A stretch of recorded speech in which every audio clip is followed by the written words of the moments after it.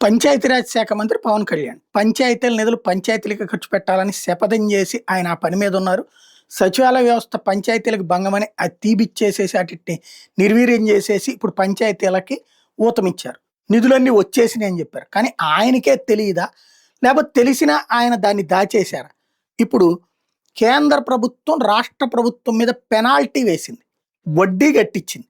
దేని మీద అంటే కేంద్రం విడుదల చేసిన 15వ ఆర్థిక సంఘం నిధుల్ని 2.5 నెలల అనంతరం స్థానిక సంస్థలకు అందించినందుకు గాను రాష్ట్ర ప్రభుత్వం 8,98,00,000 వడ్డీ రూపంలో చెల్లించాల్సి వచ్చింది.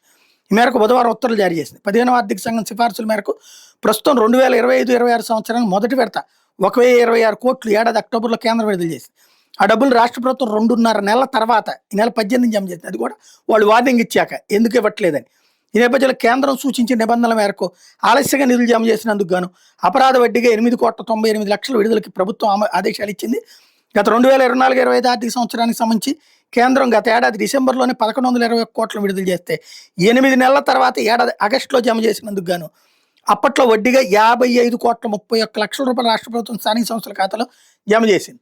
అంటే పవన్ కళ్యాణ్ గారేమో డబ్బులు టైంకి వేసేస్తున్నామని చెప్తున్నారు. చివరికి అపరాధ రుసుము ఎందుకు వేశారు, వడ్డీ ఎందుకు కట్టాల్సి వచ్చింది, టైంకి వేయకపోవడం వల్ల.